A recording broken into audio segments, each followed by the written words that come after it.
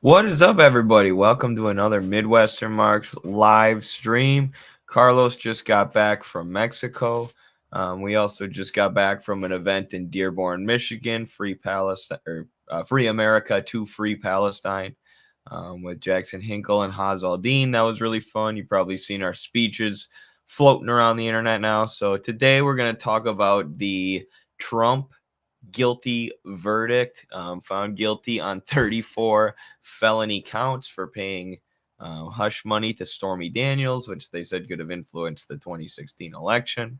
We'll also recap the event and talk about what went down there and our thoughts on it and just kind of recap things. So, yeah, we'll get right into it after the international.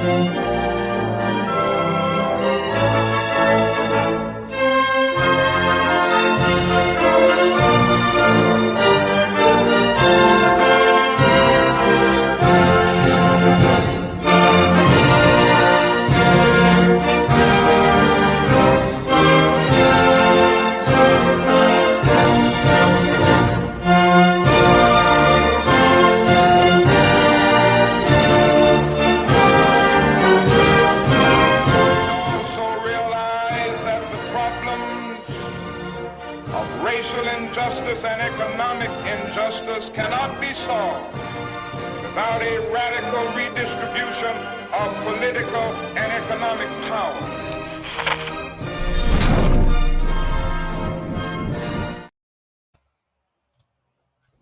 All right, what's up, everybody? As Eddie mentioned, I just got off a plane from Mexico maybe 3 hours ago, so we're very glad to be with y'all here, breaking down this wonderful event we had last weekend, Free America to Free Palestine, a way of conceptualizing the struggle for Palestinian freedom that's in line with how we've been thinking about it for a very long time. It has to be seen as a struggle that's interconnected to our own freedom here in the U.S. It's the same fight the Palestinians face against the Zionist, imperialist, colonialist system that we have here against our occupiers, against the dictatorship of capital that keeps us poor, indebted, and desperate.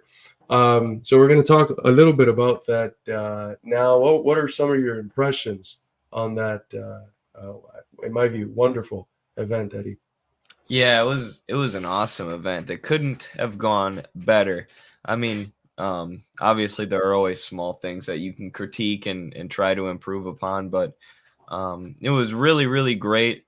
One of the things that struck me right away was that outside of the RTSG guys and Midwestern Marks, who are two affiliated groups, um, Jackson and Haas basically had no help with putting this event together, including like I saw Jackson editing photos and editing videos with Canva and the same kind of software that we use. And it's like the idea that these guys are like federal agents or like they're being propped up by the state or they have all these resources is so ridiculous. You know, they're basically doing it on their own. But the crowd was incredibly diverse, which was very interesting, both in terms of gender and in terms of, you know, race and ethnicity and religion and background. There was a moment where I turned to you in the middle of the speeches, and I told you, I was like, holy shit, what a diverse crowd for a group of white supremacists, huh? Right, exactly. It was like a lot of Arab people. And I know one of the things that actually the white nationalists attack Oz and infrared for is not having any white people. So they're like, we had white people there too. It's so funny. The leftists attack them for being white nationalists, and the white nationalists attack them for hanging out with people who aren't white. It's craziness. But Vegan Gains is watching. Want to debate? I'll debate Vegan Gains. Carlos is a vegan though. He'll probably agree with that guy. No, I'm vegetarian now. I've sublated myself into it less. Oh, got you. Vegan Gains would not. He'll come after you for that. He's like a hardcore radical vegan. Thank you, Apostle Paul fan. I try to keep it hidden as much as I can. So thank you for airing it. Um, the vegan community is usually a bit unbearable, but there's some cool people in there. Oh, Vegan Gains is actually here. Debate you on Israel? Yeah, probably another time for sure. I don't know where you should reach out. Twitter probably is where I'm most likely to see it. That's funny. Vegan Gains filmed his grandpa dying and said he was having a heart attack because he's not vegan. Oh my god, that's horrendous. Sorry, this stream just got completely derailed. All right. The event. The event was fantastic. It was cool seeing all these former MAGA people who were now saying free Palestine and cheering for socialism and cheering for communism. And Jackson put like a Lenin quote in his speech, even though we kind of tailored our speeches towards an audience that wasn't super communist. They were still all about the communist stuff that we did put in there. So, and yeah, it's just and then you come back from that and hanging out with all those people, and you go online and you see the critiques of Haas and Jackson, and most of them make little to no sense, like talking about how they're Donald Trump supporters, and I mean, you have the critiques from leftists, which I guess you expect, but then you also have the mainstream media smears, and they're talking about how these guys are Trump supporters and they're voters and followers of Donald Trump, and nothing could be further from the truth. Like, for one, the MAGA communism strategy was never about Trump. They were always trying to reach people. But two, they've kind of sublated that strategy. They don't even really call themselves MAGA communists anymore. They just call themselves communists. Like, the slogan MAGA communism was about reaching Trump's working class followers with an anti-imperialist and pro-worker message. But it's not like they're just following Trump around. It's not like they're big supporters of Trump. And now that there's a real contradiction between Trump and a lot of Trump's base with the Israel-Palestine conflict and Trump being really pro-Israel, they're pointing it out. They're calling him out. They're not holding back in their criticism of Trump at all. So a lot of the criticisms are ridiculous. And Taz recently read Carlos's Purity Fetish. And he was talking on his stream yesterday. It was really perfect. He was talking about the economic freedom fighters in South Africa. And he was saying, just because there's certain contradictions between like their social policy and some of our ideas about like liberal NGOs and the sort of woke imperialism that they're pushing, doesn't mean that we can't handle those contradictions, right? That doesn't mean that we are all of a sudden going to condemn and not support these socialist anti-imperialists in South Africa who are filling stadiums because they're so popular. It's not that big of a deal. That these are not the major contradictions. These aren't the core principles that we agree with them about. And then I was thinking about it, I'm like, the same thing applies to like us and Jackson and Haas. Like, I get all these messages from people like, Jackson said this, Haas said that, they use these words, they use that words. I'm like, okay, a lot of people in my life use offensive words, especially outside of the internet, right? You can't just be in a bubble all the time and cancel people for that. But like, maybe that's not my approach. Maybe he's got a more abrasive approach than me, and is more, more likely to purposefully offend people or purposefully say something controversial so that it goes viral, right? But that's not a core contradiction, right? And the times I've like disagreed with Jackson, it's been like over the his framing of a conversation about Cuba once, and it was a very respectful disagreement that we had that helped people learn and helped our communities refine their rhetoric going forward around Cuba. So when we disagree on something that's a major contradiction, we can talk it out and discuss it, and we both have the same goals in mind of furthering the class struggle and ending imperialism. And when it comes to differences in like our approach or our style or the words we use, I couldn't care less. I'm sorry, I couldn't. No, absolutely. I wanted to say thank you here to Aaron Young. Thank you so much, Aaron, for the $20 super sticker. We just recently got remonetized, so now you can send super stickers and super chats if you have questions for us to answer. Yeah, and I think what you point out is so important. Like the categories that are developed in the history of Marxist thought, beyond just Marx and Engels, they're developed not just for the sake of learning them and memorizing them, but understanding the world through them, because we recognize there's a certain truth to them. And with Mao, you have the development of the understanding of the particularity of contradictions. We understood the universality of contradictions, the fact that everything in this world, in nature, society, and human thinking, is pervaded by contradictions, which propel the movement of those things in processes. But the particularity of contradiction that Mao develops lets us know that there's principal contradictions, or some people call it primary. Usually, the translation is principal contradictions, and there's secondary contradictions. And I think that what we have come to realize is that there's agreements on what these principal contradictions are, and we should unite around fighting to overcome the principal contradictions at hand, things that involve the class struggle, imperialism as a form of the class struggle, anti-imperialist struggle as a form of class struggle. And these are things that there's full-on agreement between us and the IGG people. There's some things, some secondary contradictions that there might be some disagreements on. I honestly think there's less and less and less as time develops, and as there's mutual learning between both of our organizations, as things that were misunderstood in the past become clear, as for instance the slogan of MAGA communism and what purpose it played.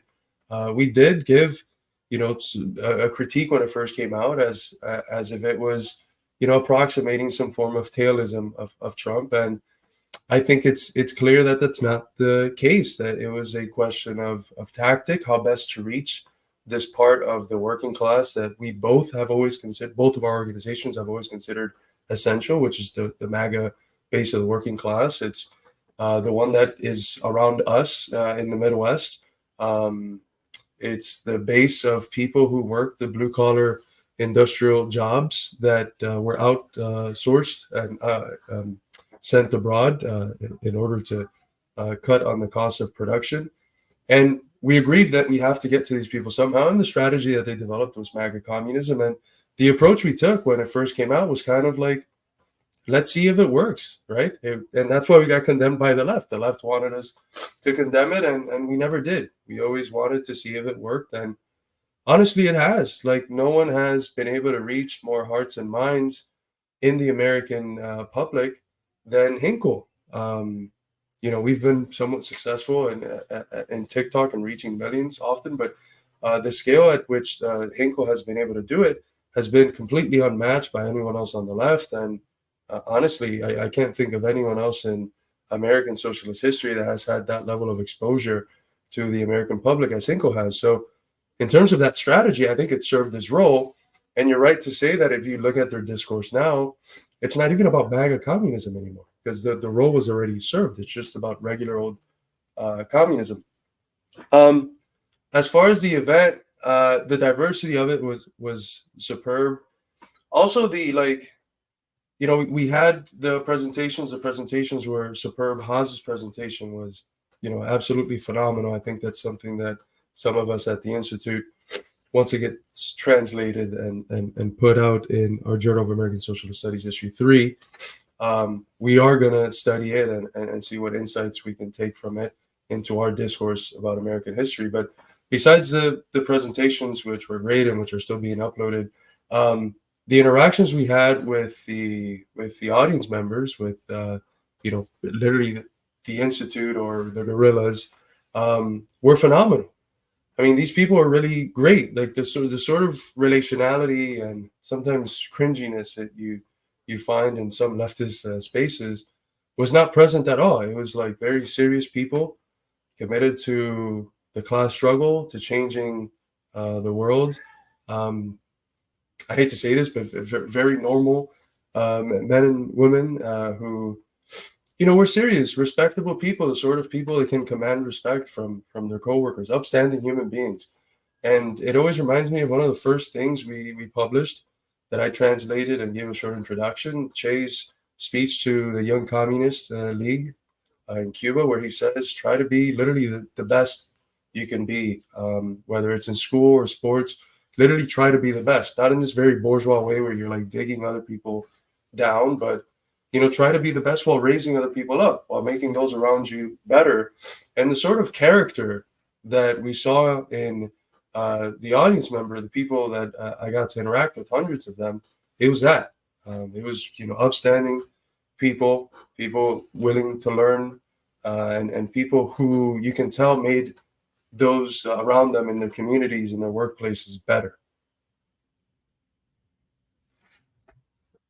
Yeah, absolutely. And that's what kind of convinced me to write that article in defense of the MAGA communism strategy, because I met these people, and not only that, so it was those people, but then a meeting that I had that Carlos missed because he was in the shower for 2.5 hours, was with our friends Hassan and Bridget, who gave us the really cool 3D printed Karl Marx little figurines. But they had some indigenous comrades. Well, they had some older comrades. I don't know. They were from some area in Michigan, and they said they had gotten 13 MAGA people into their communist organization by showing them Haas and by showing them Hinkle, and then just by reaching out to them and bringing them in. And that dude was like 60. He emailed me. I got to get back to him. Stay in contact with that guy. But then there were also 2 indigenous people there who were like, yeah, we love what Haas and Hinkle are saying, because they were critical of the land back sloganeering that was going on. Because there's all this sloganeering on the left about land back and support for this like land back NGO that's like Amazon connected, and there's all this like canceling that goes on if you won't say the words land back, but what the indigenous people who were there were saying is that what they want is economic development, right? What they want is jobs. What they want is infrastructure in their areas. And they said that's why they liked Haas and Jackson and what they were preaching, because that's what everybody in their community wants. They don't want, this sloganeering about land back. They want political autonomy, and they want economic development, which is socialism, And then you go on Twitter and you tweet something like, we should bring back manufacturing jobs, and people are like, this is National Socialism. This is literally fascism. You guys are living on a different fucking planet. Right. And there's a few comments here. Of course, there's quite a few things that we disagree with. But I mean, think about how strange your politics has to be if, like, you're judging the whatever alliances are being made to advance the cause in the principal areas of struggle on the basis of what one individual and one group has said. Like, if you take what the vast majority of working class people in the US like tweet out or whatever it might be, and you judge it up to the standard of leftists, you're not going to be able to fucking organize anyone.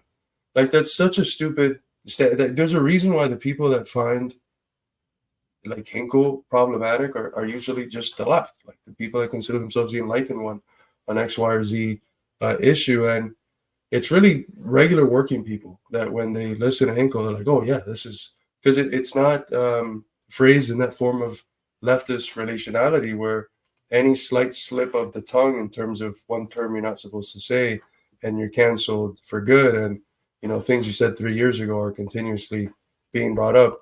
I agree there was a stupid tweet that was made today, and I agree with Slava's reaction to it. I liked her quote tweet of it. She turned into a feminist argument. It was based. No, that was based as hell. Yeah. Late night Garrido Liger Power Hour. Yes. It's been a minute. We used to do them consistently every Thursday. Yeah. Go ahead. I won't take long. I just wonder, and people have brought up to me, so many things that Haas and Jackson have said, most of them from like 2 or 3 years ago. It's like, what do you think of this? What do you think of that? And a lot of times it is stuff that I disagree with, but it's like, do you guys not hang out with people outside the internet? Like, how, like in a workplace or, for me, like in the wrestling room a lot with college and high school kids, or even, older people. The amount of crazy shit that I hear, offensive shit that would get you canceled, so hard on leftist Twitter is crazy. I don't know. I just don't understand the attitude of taking all of it, so serious and, acting like it's a principal contradiction when it's not. And I get, criticism is one thing, but it's like, how could you talk to these people? And then, of course, you have the folks who take it to the ultimate extreme, who's like, they're fascists, and you talk to them, so you're fascist, and everybody who talks to you is fascist. It's like, go outside. I hate to say that because it's played out, but for real. Touch some grass. And honestly, as we got to know some of these people in person,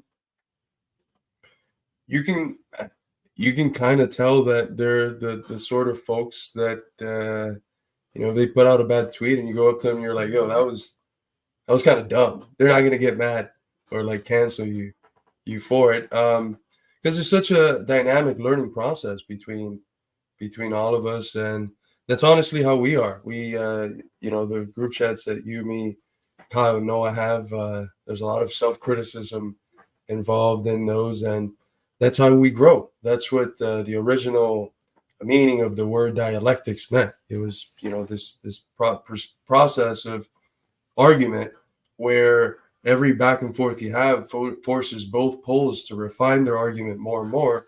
And in the process, you get closer to this thing called knowledge. You go from opinion to knowledge by challenging each other's views and forcing them to improve. And that's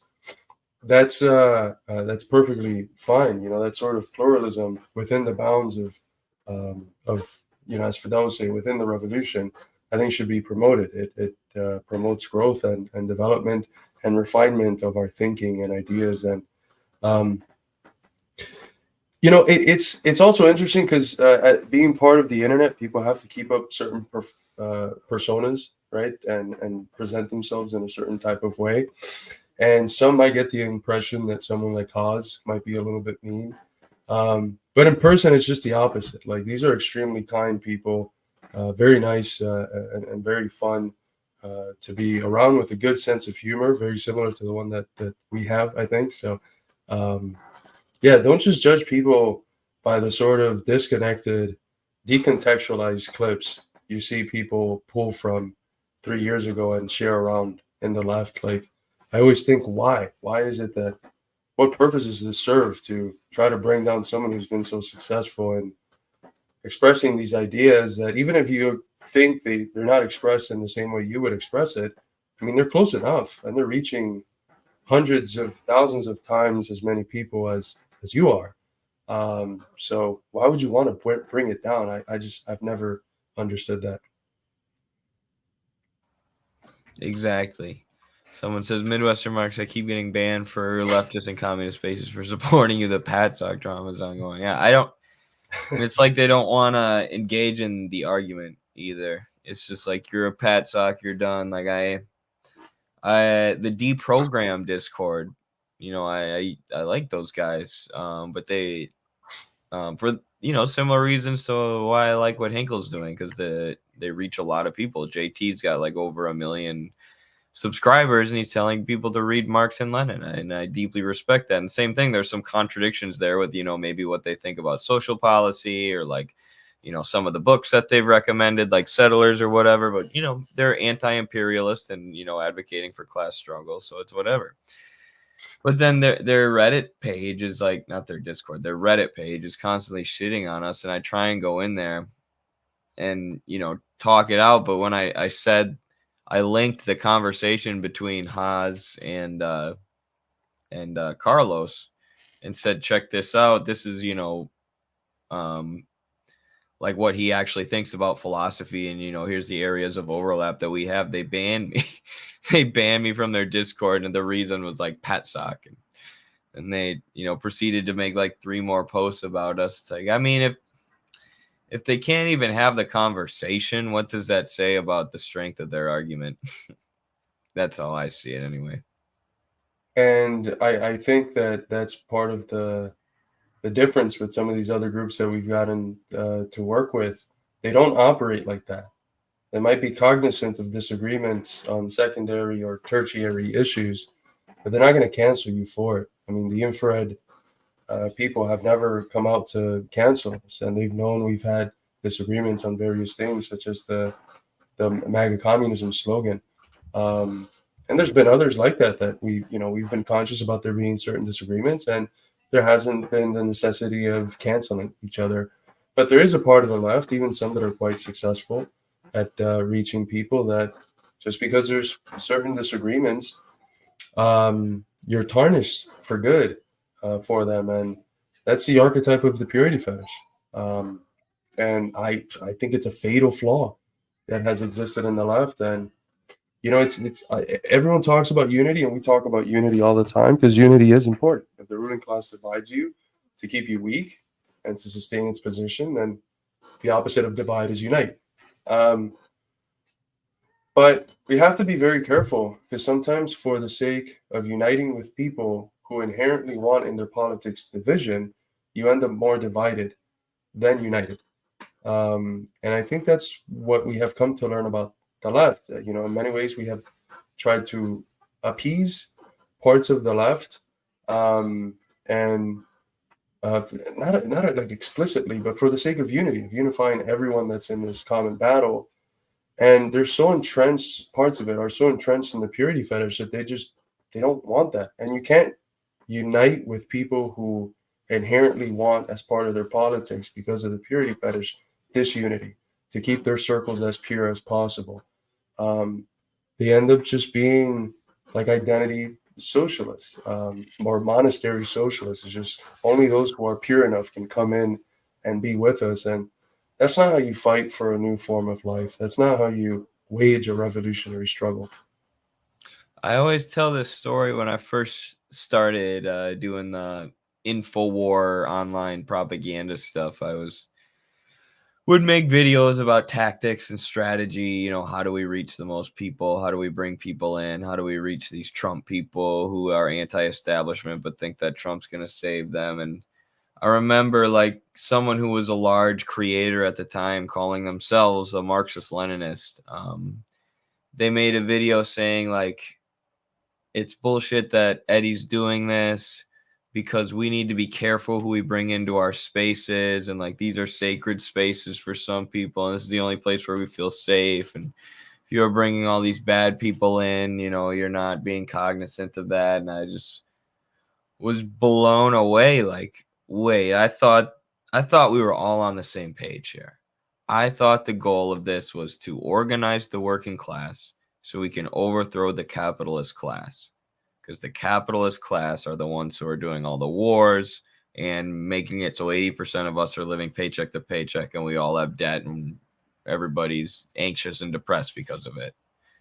I thought that was the goal. I didn't know the goal was to create a pure social group for upper middle class teenagers making TikToks, where no former Trumpers are allowed, none of the bad folks are allowed. I mean, it's just unbelievable how some of them think if you can actually get them to have a conversation with you. And if you get to the bottom of it, it's always that they're not actually Marxists. It's like that Matthew Hunter guy, the CPUSA dude who always comes after us.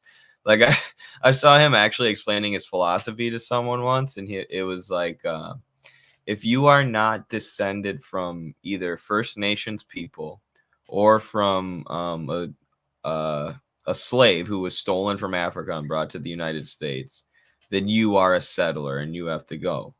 That's the core of his ideology. I'm like, that is calling for racial warfare. That is not Marxism. What are you talking about, sir? Dude, and as an immigrant, what sort of people have historically told, people who come to this country and who spend most of their life in this country, even if they were born somewhere else, what sort of political line is it that tells them that they're not real Americans, that they don't deserve to be here, that they have to go back to wherever they're from? It's always been the right. It's been the bigots. And I think that you see something very similar to that in the ultra left. It's like they go so ultra to the left that they end up sharing a philosophical foundation and certain assumptions about the world with the right wing and with the right wingers. And what we find is like this deep tribalism, this essentialism as to what it means to be human, what it means to be a people. And again, it's rooted in not being able to see things in processes, not being able to think through contradictions. Like there is such a thing as the American people. That doesn't mean that it's a homogenous block of a bunch of eddies around the country, saying Hegel instead of Hegel. That's what we need, though, for real. That would be awesome. Just fucking 330 million wrestlers. Um, but there are regional differences. There are differences in communities, right? Which are real. But what you have is this unity of the many that becomes this one that includes the many. And I don't mean to over glorify my discipline, but this is why philosophy is important, and tracing back the historical debates that are central to the history of Western ideas and Western thought. Because you have in the Iliadic school with Parmenides and Zeno, the question of totality, of the whole, of the one arise. And there's two positions. There's the Iliadic position, which says that, yes, there's a whole, there's a totality, but it does not admit of internal plurality. There's just the one, not the many. And then you have with the Heraclitean school, Heraclitus, just the opposite conception. Not that there's no whole or that there's no one, but there's a one, a totality, a whole, and it includes the many within it. It can only exist as whole insofar as it has that many in a constant state of flux. That contradiction, that unity of opposites, that's propelling the totality, the whole, forward. And that's what we have with the US. And these people's outlook is not like that. They can't think through the notion of a totality that includes the many within it. But we can, because we're thinking dialectically. We're able to see how, entities are one in processes, not just disconnected from process, but they contain internal plurality. They contain not just this homogeneous, earth stuff, but they contain a unity and struggle of opposites. And that's what we have with the American people. We have a totality that has its internal contradictions, but we are nonetheless a people. It doesn't matter from what part of the country you are. Go to Europe. You're going to be recognized as an American. Go to South America. You're going to be recognized there as a United Statesian, right? Because in South America, I just came back from Mexico and I couldn't say America. I couldn't call us American. I had to call us Estadounidenses, United Statesian, because there's this really nice Pan-American understanding that you have in Central and South America and the Caribbean. But it becomes very clear when you go out of your habitat of the U.S. that you're American, even if you do have some differences with people in Cali or people in New York or people in the Midwest. You're a one that has the many within it. Absolutely. Midwestern Marx Discord link. Search the Midwestern Marx link tree. You can just Google Midwestern Marx link tree and it'll pop up, and it's like at the very top. I just put a fresh link there, so it should be good. But yeah, please join. Yeah, I was holding up Capital Volume 3 because, there's a million examples of Marx explaining how you have to look at things in their totality, but he was explaining how the classical political economists see everything in isolation. And yeah, I won't get into a tangent there. Watch the video I did on supply and demand if you want to hear more about that, and how Marx is able to look at things in totality as compared to bourgeois economists. But I wanted to go on a little unexpected detour here. We didn't put this in the title, but this is something I've been thinking about lately, and I don't know if I can talk about it on TikTok without getting banned. But one of our friends, one of our followers hit me up and was like, he knows I'm like worried about how prominent white nationalism is becoming and how legitimate anti-Semites are hijacking the anti-Zionist movement to bring people into their equally hateful ideology. So he was like, "Have you ever tried watching Nick Fuentes? Like actually listening to him? Like he's a fast talker, but he's not that smart. And if you watch him, he can figure out his ideology." So I did, and it is so interesting because the majority of his shows are talking about, especially right now, are talking about Zionism and are talking about Israel, or they're talking about how much his movement is growing and how great his movement is and how more and more right wingers are becoming more radical. Um, and but basically what he's saying is look at Israel and look at the Zionists. They represent the Jews because that's what Israel says. Of course, we know a lot of Jews are actually anti-Zionist, but Israel says we represent the Jews. Criticism of us is literally anti-Semitic. We are the Jewish state. We represent the Jewish people. So Fuentes points at that and he says, look, the Jews are doing it. We need to do this as the whites. We need to fight for our own race like they are. And we need to have our own ethno-state. And really, he's just jealous of Netanyahu. He's jealous that the Zionists get their own ethno-state and the whites don't get an ethno-state.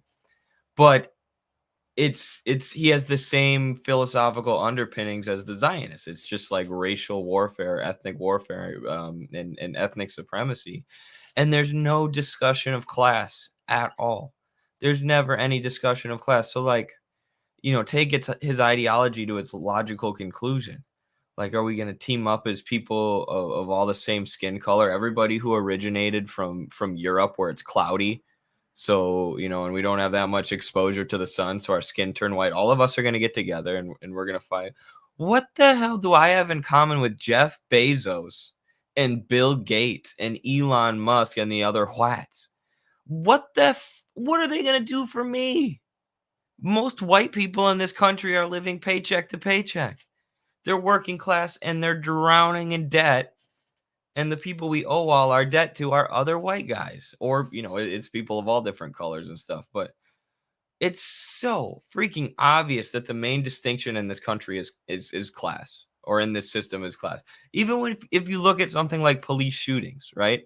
There is a tendency for police to shoot black people more than white people. There's a racist element there for sure.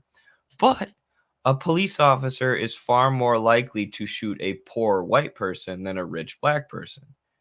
Right? They're more likely to shoot a poor black person than a poor white person, but they're more likely to shoot a poor white person than a rich black person. Right? Because the main distinguisher in this country is class. The main thing that determines, your behavior and your life and your material conditions are the environment conditions that you're born into and that you grow up in and that you live in. So this racial stuff is just a distraction, and so interesting how they feed off each other. Because Nick Fuentes points and says, look, the Israel is an ethno state and fighting for the Jews. We should do that for the whites, and the Jews are evil. And then Israel goes, look, we told you all of our critics are anti-Semites and white nationalists. We told you. See, here they are, and they're getting 10,000 likes on Twitter posting Hitler speeches. So in that way, they feed off each other, and it's a freaking cycle of evil. And the way to beat it is class analysis and communism. It's very clear. No, you couldn't be any more right. Zionism needs people like Lucas Gage, people like Nick Fuentes, who tarnish the very real need to condemn and criticize Zionism as a fascist, ethno-supremacist, white supremacist ideology, imperialist ideology, boosted materially by British and American imperialism. They tarnish that by actually being anti-Semitic, and not just anti-Semitic, but also racist in the case of Nick Fuentes. And I mean, with these people, the role that they play is, to borrow a term that's used in another context, they're radical recuperators, right? Because insofar as they continue to speak from the context of the recognition of a problem and to provide a positive affirmation to that critique that is racist, what they're doing is recuperating the spontaneous dissenting attitudes that people have.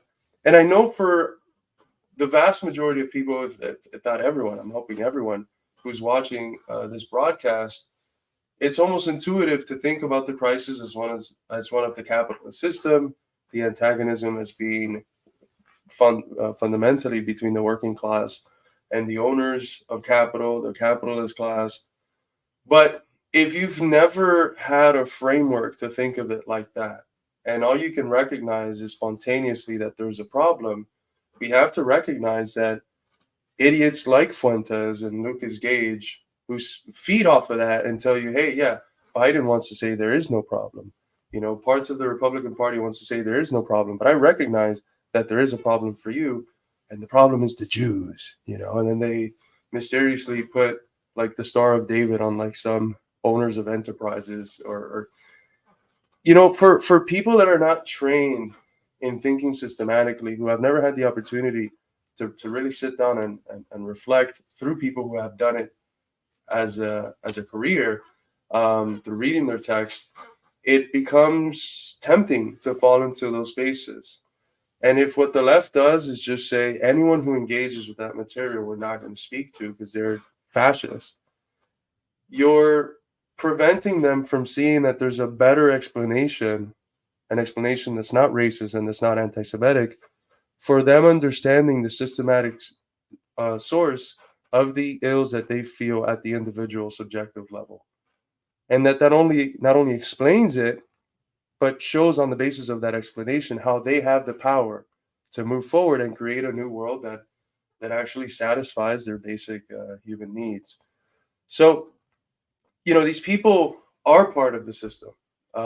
As Marx used to say in his writings on Ireland, racism is the secret through which the ruling class sustains its power. Why? Because it divides people. And this is why the wokeism is intimately connected in terms of worldview to the worldview that animates people like Lucas Gage or Nick Fuentes.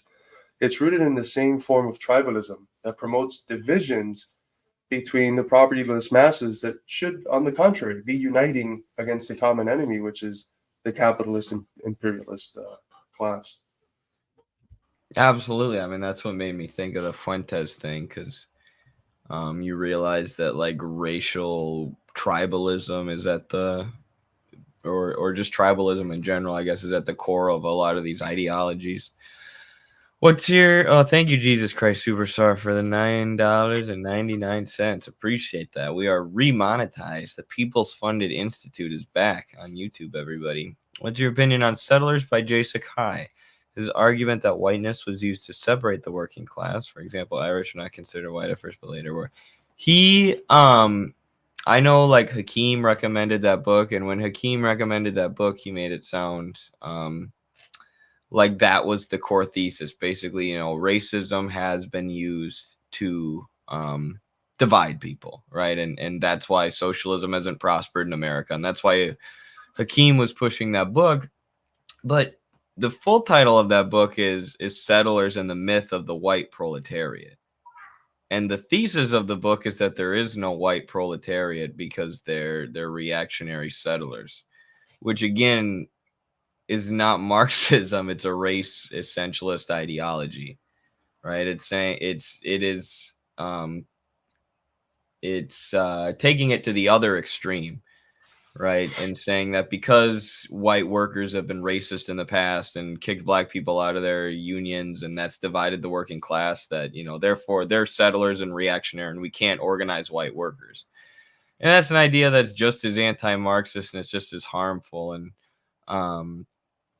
you know, Sakai was also someone who never showed his face. He was invisible. It's very, it's very odd. So I've read that book, at least the audio book. There are much better books. I guess I'll leave it at that. The reason why it has traction is because it is true that parts of the left, specifically the Second International Tide left, have had what some scholars have called a white blind spot in their analysis of U.S. class struggles. They haven't been able to see how the struggle for Black emancipation, for instance, has been a class struggle. And they reduce class struggle as just a white thing. It's like white workers at the factory fighting white bosses.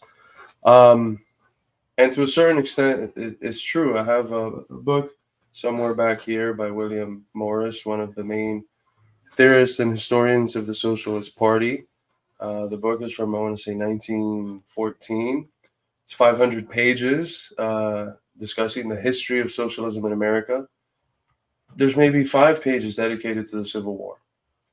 No discussion at all of the Black proletariat's role, so the enslaved proletariat's role in emancipating itself through a general strike, as of course Du Bois would write 2-3 decades after that book was published by Morris Hillquit. I said the name. I said William Morris was another great British socialist. Morris Hillquit.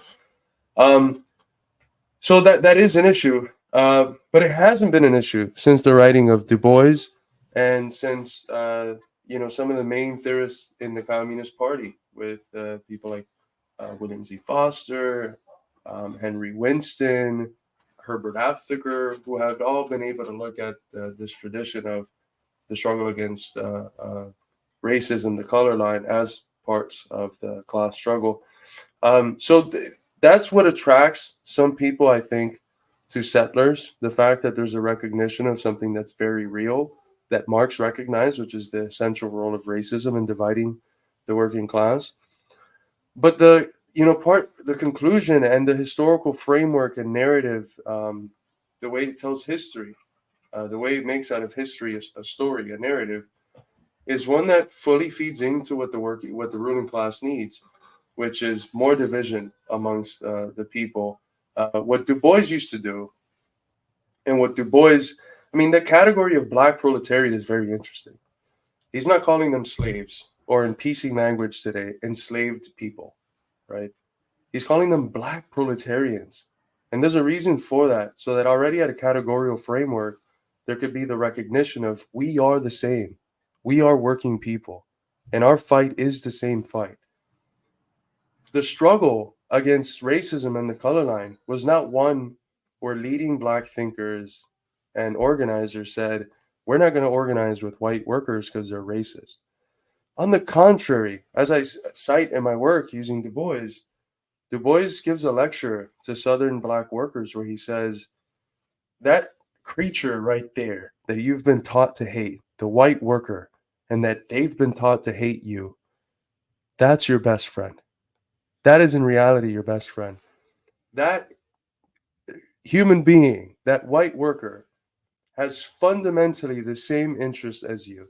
And you have both been taught to hate each other by the people that benefit, the class that benefits from you two groups, you two parts of the proletariat fighting each other and not uniting and fighting against them. So the tactic was always to promote unity, to defeat racism, that thing which hinders the class struggle, through class struggle itself. And that's where thinking dialectically is necessary. The thing that hinders the class struggle is only defeated through class struggle itself, through uniting Black and white workers, Black and white unite and fight, which was the CPUSA, the old CPUSA slogan. And this is completely thrown out by Mr. Anonymous Sakai, whose sources are very dubious, as Eddie mentioned. Absolutely. Couldn't have said it better myself. Don't spend your money on settlers. Just get yourself Black Reconstruction. I've been listening to the audiobook. It's fantastic. Really the first dialectical materialist or Marxist analysis we have of American history. And it's so interesting, especially as Americans, it's especially interesting to learn about your own history. Like, I enjoy reading Marx and learning about Europe and stuff, but, when he's talking about the transition from, like, European feudalism to capitalism, it's not something that I grew up learning about in schools or whatever. So it's kind of foreign. But when you read an analysis of the Civil War, it's easy. You've heard about that since you were 5 years old. And when you hear it from this, class perspective that Du Bois gives, it helps everything make sense more, and it's just really, really fascinating to see the class dynamics behind everything that was going on. Politics with John Jackman. What's up, John? Loved your video today. We're definitely gonna repost that later. Definitely loving all the stuff that you're doing. This guy, you guys got to follow John Jackman. He's an up and coming star. This is the new kind of communist that we're pumping out of the Midwestern Marx and infrared communities. Not to say that we created John. He created himself by being a hardworking and sharp We dude. made him in a lab. We literally He's a created lab John in a monster. lab to be the super communist. Like you are. That's why his name is so generic. Like John Jackman, the communist robot. The communist Frankenstein. Yeah. Rightists benefit when leftists misrepresent communist history. Example lies on how Lenin interacted with the Black Hundreds, painting a radical leftist. Absolutely, and that was one of those moments where I couldn't believe what was happening. When I was getting attacked for saying something about the Black Hundreds, and I couldn't believe how people were misinterpreting it because Lenin said to go disrupt their meetings, mess up the fascist peasant group meetings, and then teach their people Marxism, bring them to the class struggle. And I was saying, that's how we should treat reactionary organizations and groups today. People got mad at that and said I wanted to ally with fascists. I'm like, you guys didn't do the reading. That's from now on, I just got to assume that nobody on Twitter's done the reading and then just not let it bug me. But yeah, agreed, John. And there's everything. I mean, this goes back to philosophy and the worldview. To pass judgment on anything, you have to understand its context. And there's a context where Lenin says some things about the Black Hundreds, and there's a context where he says other things about the Black Hundreds. Just like there's a context where he says some things about participating in bourgeois elections, and there's a context where he says other things about participating in bourgeois elections. And what the people that were arguing against you used was a Lenin that was writing at the time in the revolution, where the Black Hundreds were not just these passive racist parts of the peasantry and working class, but actively militating against the revolution, right? What we have right now is not racist white workers with guns waging a civil war and killing everyone else. That's not what the fuck we have. That's not what the followers of Lucas Gage and Nick Fuentes are doing. I'm sorry to tell you, but it's fucking not. So insofar as that's not the context, the approach is still the double whammy, which means you pull one away from your enemy and you pull one to your side by convincing these people who end up there, as Haas would say, through a form of like soft conspiracism. And you allow them to understand the world better with the Marxist worldview. But to do that, you need to have confidence. And as how Lenin used to describe Marxism, in the omnipotence of Marxism, which is rooted in the fact that it's true. It actually helps us understand the world. And there's something very basic to humanity in wanting to understand the world. Aristotle starts his metaphysics by saying, all men by nature desire to know. And that's true. It takes different forms in different epochs, but that's a universal truth. If we can have an explanation of a thing in the world that is far superior than another one, we're going to go with that one. That's assuming we're not, burdened by all these emotional, passionate walls that don't let us actually reason. And there's some of them that are there. That's what Haas would call hard conspiracism, right? When the conspiracism has hardened. But for most of these people, that's not the case. They're there in a trajectory, and if we meet them and help them get out, that's a successful double whammy. You take away one from the enemy, you add one to yourself. Now, if they're with guns trying to kill you, then maybe the right approach is not trying to convince them there. But that's not the context that we're in. And don't use Lenin writing in that context for our day. We use the Lenin that was writing in a more homologous context to the one that we're in. That's how it makes sense putting from a theoretical understanding of a specific context. You can't just pull out of completely different context and apply it to a context that's in no way similar. Yeah, it's kind of like the Jake Shields thing. I was having a conversation with someone about Shields today, and They were trying to accuse Hinkle of associating with like Lucas Cage. I'm like, no, they're the main ones leading the attacks against the white nationalists, but they threw in Jake Shields. I'm like, well, when it comes to Jake Shields, I've been following my whole life. My whole life, he's an MMA fighter. I've known who he is forever. And then he got into anti-Zionism. He realized what Israel was doing was messed up, and Nick Fuentes got in his ear, and like he started posting like some Hitlerism and moving towards Nick Fuentes. And so at that point, I stopped like being real friendly with him or like retweeting him and stuff, obviously. But I didn't stop responding to him when he said stuff that's wrong, or when he says stuff that he disagrees with, or when he says stuff that's wrong that I know a lot about communism. Like, say, when he posted that the Chinese Revolution was was masterminded by Zionists or Jews or whatever, I responded, no, Mao gave money and political support to the Popular Front for the liberation of Palestine. Here's this famous photo of Palestinian liberation fighters reading Mao with their guns. But anyways, like he's been in that sphere for less than a year, and he's only gotten pulled into that sphere because he's an anti-Zionist and he's afraid of communism. And he's never gotten a chance to hear the truth about communism. He's never sat down with someone like me, Carlos, or Noah, the same way he's sat down with Fuentes. And I'm not saying we'll win him to communism. Maybe we won't. But if we did, that's a super influential person, right? And I think it's better to try and make the argument than to not. And even if we don't win him, when I made that response to him about China, I got like 600 likes. So there are his followers who, aren't white nationalists, who are watching him go down this reactionary path, and I'll win them to communism instead. So yeah, we got to think strategically. It's not about purity. Somebody should write a book about that. Thank you, Juan. Thank you so much, Juan Martinez, for the $10 super sticker. There was a comment here that I also wanted to pull up. That was kind of funny. I'm not seeing it though.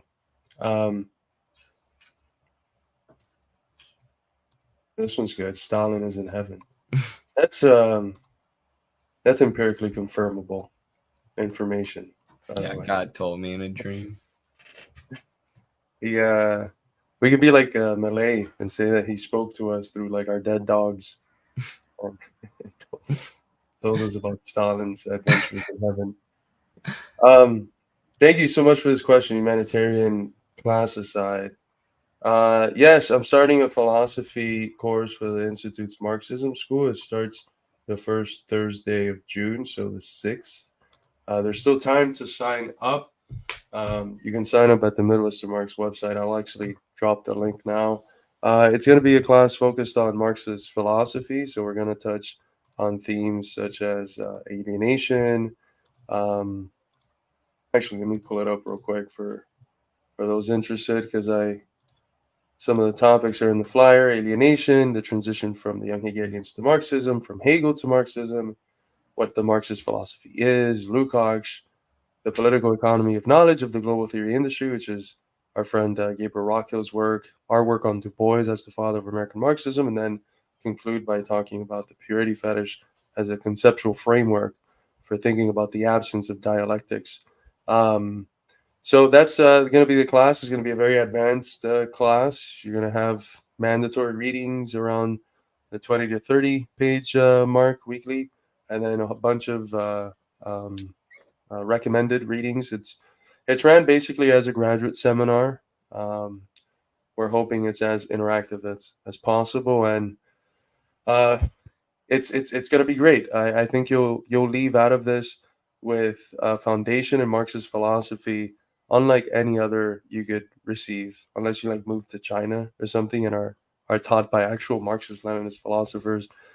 Most Marxist philosophers in the Western academies don't have the luxury to do a whole class on Marxist philosophy.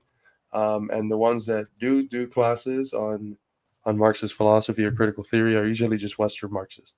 So you're going to be fed a bunch of bunk that's called Marxism, but doesn't have the slightest semblance of Marxism. So make sure to sign up for this. I'm not going to be teaching this again for at least another year. So it'll be quite a bit of time before you can retake it. So sign up while you still can, and it's $5 a week.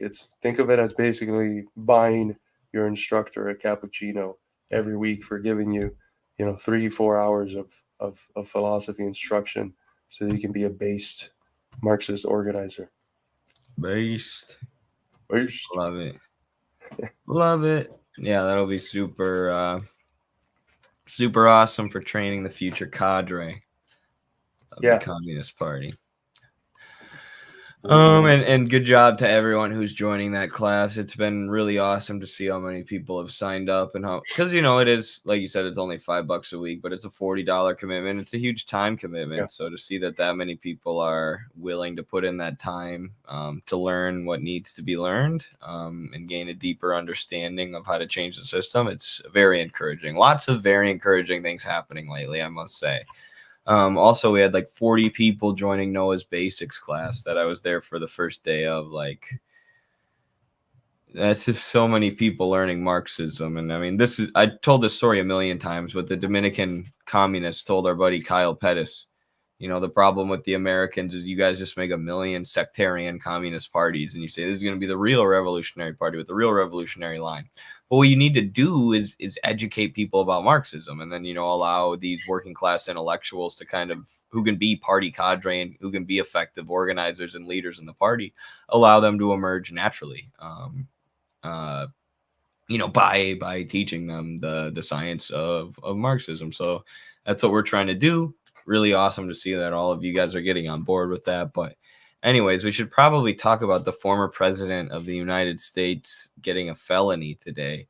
Groundbreaking moment in American politics, I suppose, but at the same time, it feels like just another day in the American political circus.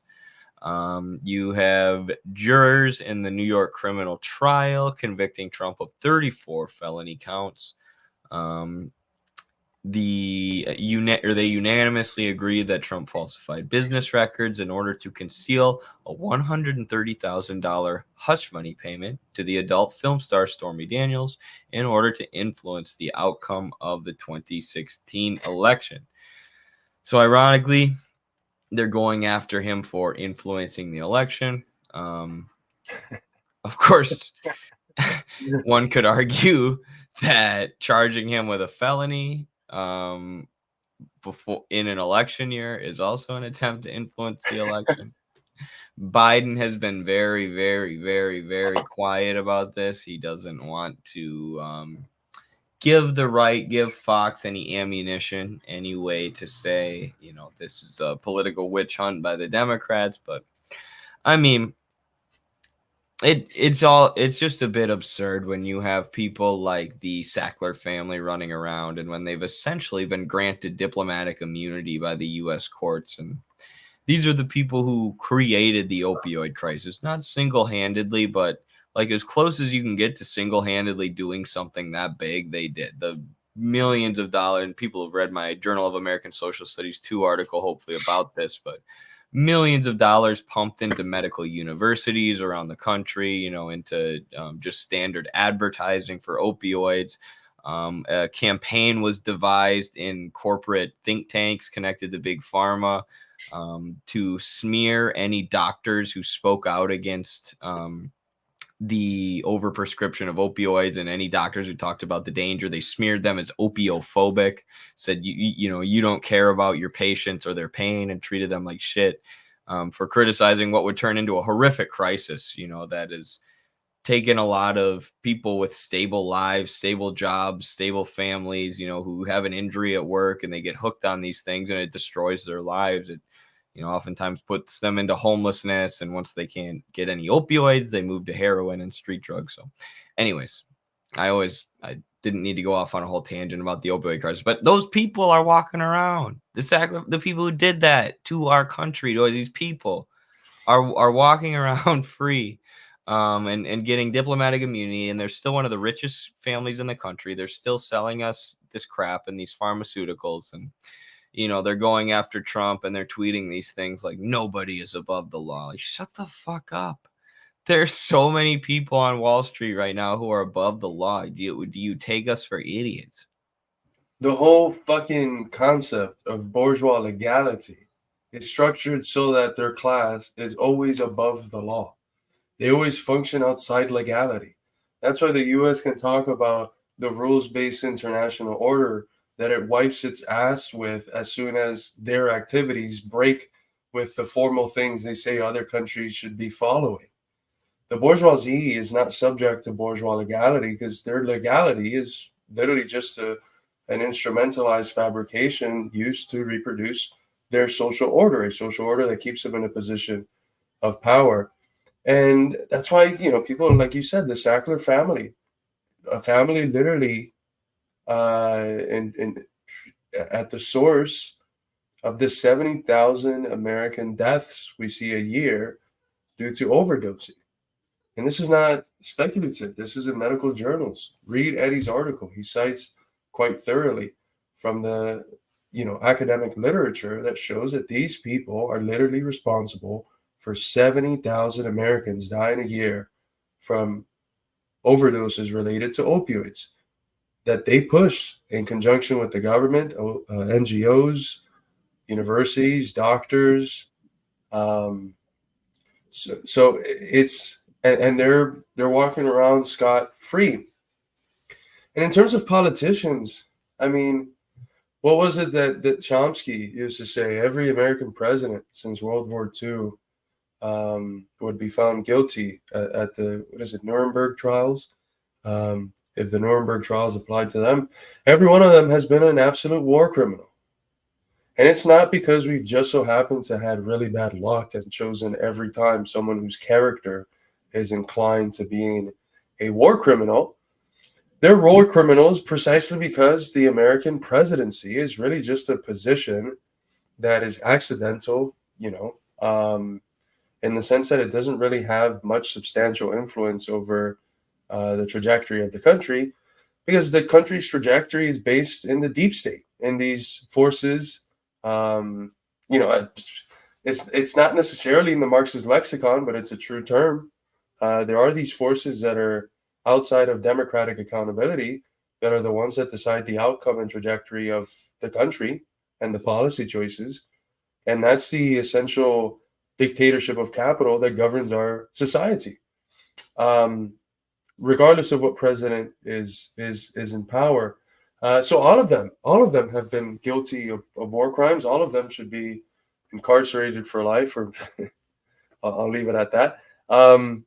And Trump, the individual who called the shot that killed the great Qasem Soleimani, the slayer of terrorists, the unifier of divided people in the Middle East, this great hero of the actual war against terror, not the way that we talk about it, where we fund it and then we say we're going to fight it and we make money from funding it and from fighting it.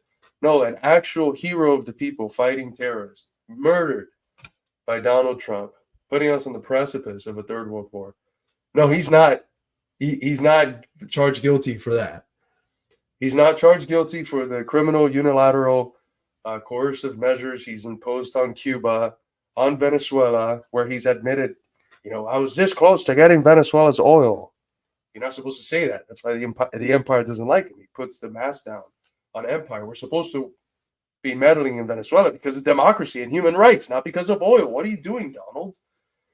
So it's not none of these things he's being found guilty for, because all the other presidents and everyone else in the American state is involved in them. He's found guilty for giving Stormy Daniels, who I still have no idea who they are, some hush money for whatever consensual activity they engaged in. So it's very clearly a political prosecution of someone who, although they're very clearly a part of the swamp that they claim to be against, they're part of the same class that dominates the state. They're pretty inconsistent in some things, sometimes straying towards doing things that could be considered somewhat anti-imperialist, like establishing relationships with the DPRK, not escalating a proxy war against Russia, although there's a few things where he kind of did that. And there's other areas where he's inconsistent for empire because he says things like what he has said about Venezuela or about Syria. We're occupying the 1/3 that actually has oil, or the half that actually has oil. You're not supposed to say that, Donald. It's about Assad using chemical weapons against his own people, gassing his own people. You forgot the script. So it's uncomfortable for empire to have someone like Trump at the head of it, and so there's a political prosecution against him. I think you could call it lawfare. Lawfare is not only something that's used against the left, like Dilma Rousseff or Lula in Brazil.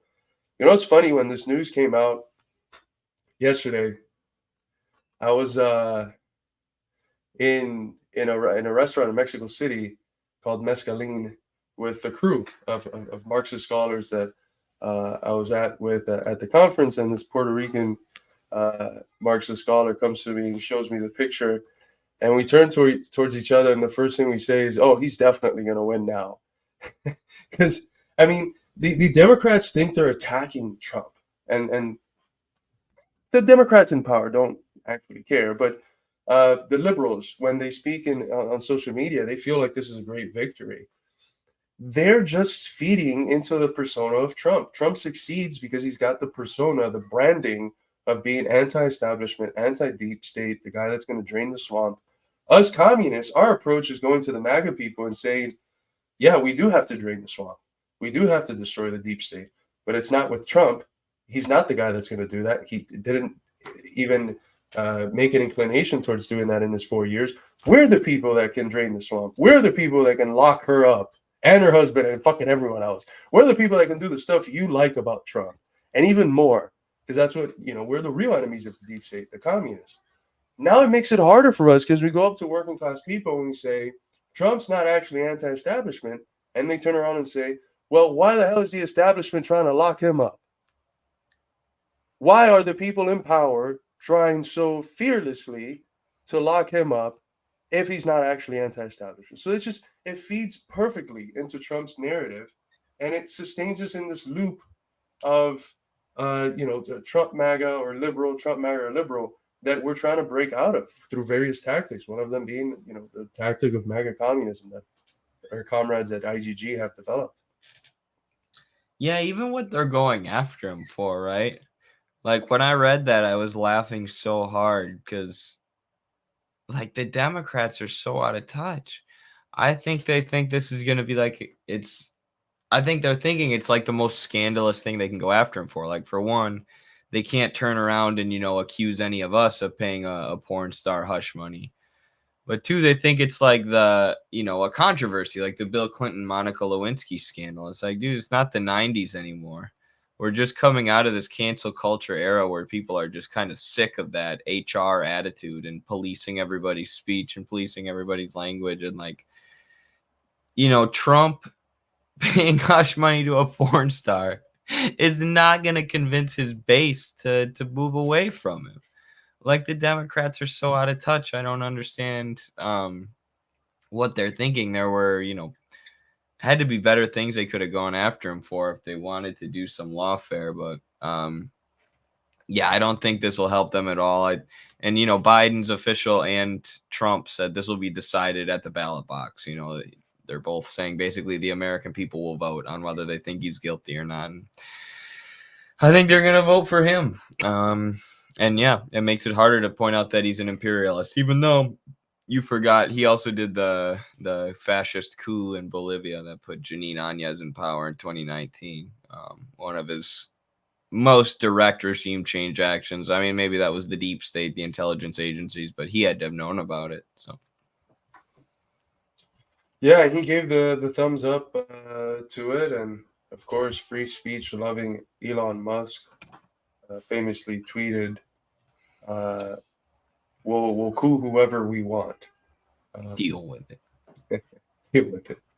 I think something about Bolivia's lithium reserves has to be kept in mind when thinking about his interests.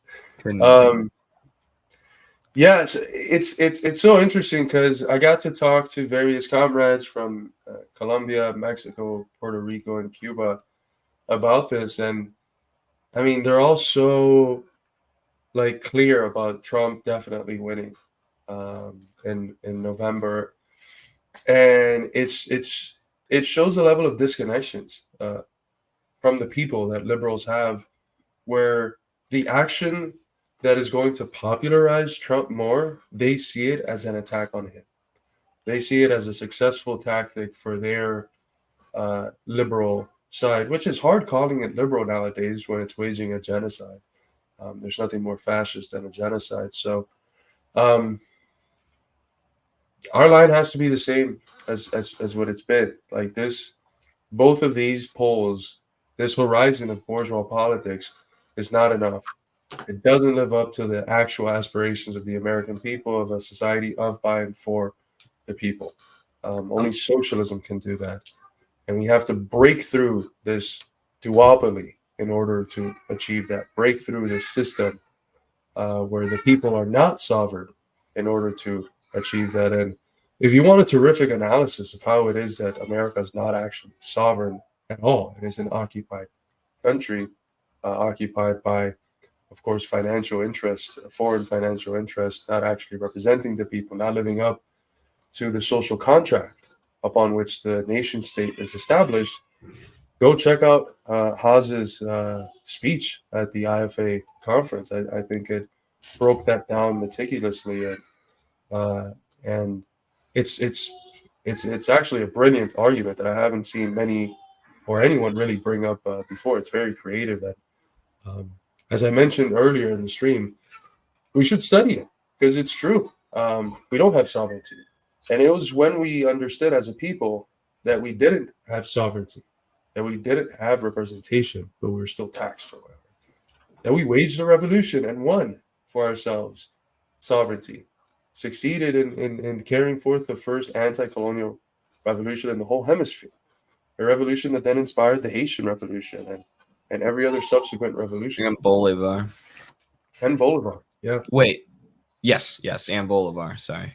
I thought I might be getting my timelines confused, but no, he was inspired by the Enlightenment and by that. And I was a lot of, I don't know if this is what Haas drew his inspiration from, but there's a lot of people who consider themselves conservatives or right wingers who think that America is occupied by European banks. That is a really, big idea. And of course, it's true because capitalism expanded out of Europe into America. And, it is like the same banks in West Europe that dominate here and dominate the global financial system. So to have someone giving a materialist, socialist, Marxist analysis of that is super helpful. And I sent this to my friend. He watched the whole thing. He sent me paragraphs back about how interesting it is and how he disagrees with the socialists on all this stuff. And he's like, I'm just skeptical about your solutions. So then we got into a conversation about, solutions to these problems and nationalization of banking and what that would entail. But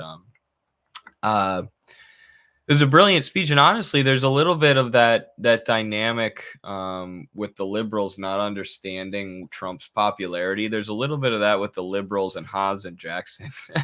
Like, not that it's all about followers, but, we have been bringing tons of people into the Institute since beginning to work together with them. And, they're talking like regular people and not policing people's language and acting like an HR department. At someone's job is part of the reason they're so popular, and people feel like they can come to their communities and just hang out and not have to walk on eggshells around leftists like you have to in so many leftist spaces. So it's a little bit of the same dynamic. I wanted to talk about this before I forget. Don't forget that COVID same big pharma that pushed opioids on us told us the vaccine is safe and effective. For whatever reason, I put this together really late. But the opiophobic strategy that they used to shame people into supporting opioids is the exact same strategy they repeated with the vaccine. Right? You're a bad person. You don't care about other people. You want your grandma to die. You don't care about public health if you're not wearing the mask and getting the vax. It was the exact same thing. And it was the exact same thing. Sorry. Anti-science. Anti-science. Yeah. And it was the exact same thing that's within the medical industry. So it wasn't just like regular people, working class people who were getting bullied, but all these doctors who would question it. He's a quack. He's not a real scientist. He doesn't have credentials. Let's dig through his past and find every dumb thing he's ever said and smear this guy as a loon. It was the exact same thing. It was hard to see in the middle of it. I guess maybe for some people. For some people, it was probably easy. We were still pretty young when we got smacked with COVID. But yeah, same exact strategy from the same exact people. Yeah, there was a stream Garland Nixon did right after the scuffle that Jimmy Dore and Cornel West had when West went on his show. And he said something that's absolutely true. There's a lot of leftists that come out of these middle-class spaces, out of the academy, who claim to be anti-establishment, but when shit really hits the fan, they trust the existing institutions and what those existing institutions tell them in moments of crisis. They'll develop a perspective that says, yes, historically these people have lied to us, but this is a different matter. This is very serious.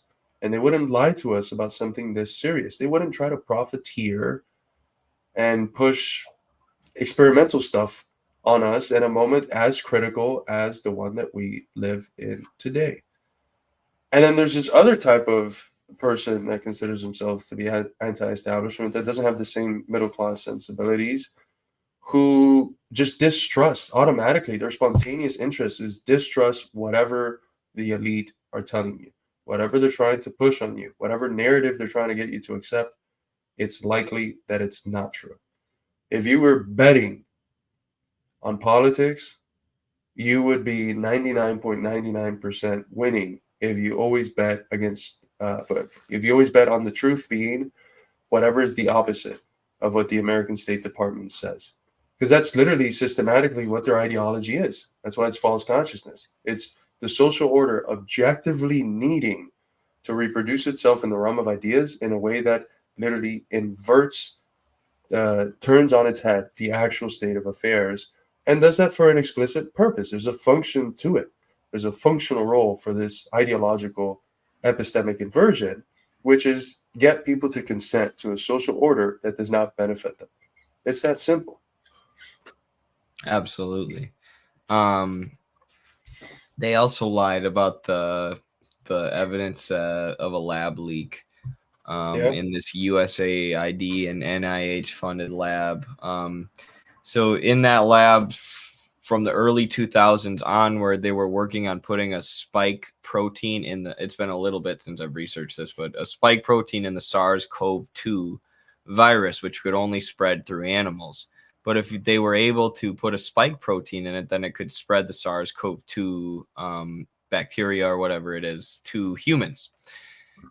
And they were working on that in Wuhan, China. And they were working on that when the SARS-CoV-2 virus with a spike protein in it leaked out of Wuhan, China, and created the COVID virus. So it was humongous amount of evidence that there's a lab leak, and no strong evidence for the wet market theory, the idea that it came from a bat and somehow mutated on its own. It would have to be a tremendous coincidence at the very least. But if anyone wants an entertaining read about that, read Jeffrey Sachs' report for The Lancet. They had him chair a final COVID report, basically like an assessment of how our social system handled COVID. And he did an interview for the Gray Zone talking about the drama that went on behind the scenes when he did this paper, because he had NIH people, USAID people, and people who were connected to this lab in Wuhan. And what he realized like halfway through his research was that they were trying to cover it up. They were trying to prevent him from researching further and from drawing conclusions and finding out what was actually going on in that lab. So they kept impeding his progress. And finally, he had to kick these people off of the group, the research group that was writing this paper. And then they were able to finish it. And what they published, their conclusions are what I just told you, that there's all this evidence that they were working on making the COVID virus transmissible to humans in Wuhan, right where it leaked. And there's, no proof of what happened, but obviously highly suspicious, especially when, Fauci was connected to the NIH and USAID and the lab itself. And then he was appointed to head the COVID response. And I wanted to write about this when I was studying healthcare administration, trying to get a graduate degree in healthcare administration, and my professor, who happened to be a former USAID employee, gave me a really bad grade on this rough draft of my research paper that I put, way more hours researching into than I should have, because I got really into it and I was like, holy shit, they lied about it leaking from a lab. And he gave me a bad grade and said, this is conspiracy theorism or whatever, it doesn't fit the assignment. Made me change it, but I'm glad I learned that. Peter Daszak, that was the guy's name that he kicked off of the board, right? Was the lab a Chinese lab or a Western lab in China? It's a Western lab in China. It was, the Chinese government obviously knew it was there, but it was, and they might have had Chinese employees too, but it was NIH and USAID mostly were doing the funding and overseeing the research. And then, there were obviously all those biolabs in Ukraine that the U.S. was trying to cover up, and Russia took them over, and they said we now have evidence that the U.S. poisoned Hugo Chavez too. It's freaking crazy. Yeah. I remember when the narratives first came out, I was like, it's playing on a whole lot of like Orientalist stereotypes of how Westerners think about China. And it just so happens that the main enemy explicitly since like the 2014 pivot to Asia, I think, is China. And now this global pandemic is stemming out of it, and the president's calling it the China virus. How coincidental. All right. How coincidental. I didn't even think about that. Maybe they did. And then like that's why I was liking a lot of what RFK was saying about COVID, and was liking a lot of what he was saying before he went hardcore Zionist. But then he started saying like, we need to take into consideration that this was a Chinese bioweapon. Like, that's not where the evidence points at all. He was saying like it was designed by the Han Chinese to wipe out non-Han people. It's like, bruh, you are off in space right now. If anything, the U.S. did it to demonize China. But abolish NATO when treating. Is this the same abolish NATO on Twitter? That'd be cool. Either way, Shabir Rizvi, right? What? That's the homie. Shabir Rizvi. He's awesome. Either way, thank you, abolish NATO on YouTube. Maybe it's not him. I don't know. For the $10. Yeah, we appreciate the super chat regardless. When treating of use value, we always assume to be dealing with definite quantities, such as dozens of watches, yards of linen, bags of bananas. You get it? I thought it was going to be a real question. No, that's the Marx quote, and he's adding bags of bananas because that's That's funny. We're gonna reprint Capital and just do that with all the examples. Just use bags of bananas. You have 1,000 bags of bananas. How many mofongos can you make? Be tailored towards a Dominican audience. I'm gonna rewrite Capital and make all my examples like Starbucks baristas, just to piss off Haas and the infrared guys. Just to piss off Kyle. Dude, that's what I love. David Harvey's awesome. He follows us on Twitter. He's a Marxist legend, but he's always when he talks about examples of labor time and stuff, he's always talks about writing a book. He always puts it in the context of an academic. I'm like, stop doing that. Talk about the factories, you friggin' ivory tower. Talk about binding a book, not writing a book. It's not very hard to get us to like you. You follow us on Twitter, we'll stop talking shit. Yep. Except for Jimmy Dore, I made him unfollow me. I was like, hey, this girl that you're pretty nice to is a Zionist. And he's like, how could you smear me like this? Okay, sorry, Jimmy. He's a little weird. I wanted to talk about this one real quick because what's interesting is that for anyone that was following the articles that were coming out of the party at this time, it was just carrying forth the narrative that the people that were skeptical were anti-science, right? Which are interesting for two things. Like some of the more skeptical communities in the U.S. were like Black Americans and Hispanics, who have had a history of the U.S. state experimenting on them with experimental drugs that have been extremely fucked up. And two, sister parties in the East were taking a very interesting line. If you follow the line that the KPRF, the Communist Party of the Russian Federation, was taking, they were attacking Putin for having lockdowns. They were against lockdowns, and they had the positions that would have been called by institutional communists in the U.S. left anti-science conspiracists, right? So it's, there's so many contradictions at play that came out with the vax and the whole discourse around COVID. Absolutely. Thank you, Stephen Michael Palazzo, over the $5 super sticker. Appreciate that.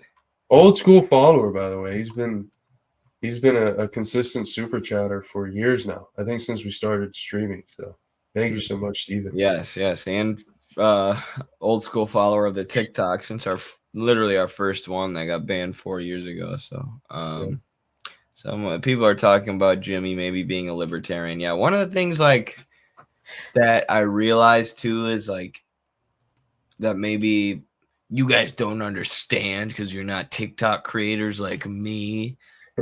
But like when you're in this sphere and when that becomes your job and your source of income, the pull to sell out is always there. And I'm careful how I talk about this on Twitter because, you can't control Twitter discourse once you put something out there or whatever. But and everyone will just say, I'm bragging about being an influencer or whatever the hell. But when that becomes your source of income, the pull to be a grifter is there, and we felt that, and I think we've done a pretty good job of steering away from it in the past, but in certain ways we've leaned into it. Like I used to make all these apologies all the time when people would get mad at us for taking certain opinions, and and then we just learned to kind of stick to our line and self-critique when necessary and stuff as we grew. But I guess we always stuck to our anti-imperialist and pro-worker, pro-socialist principles,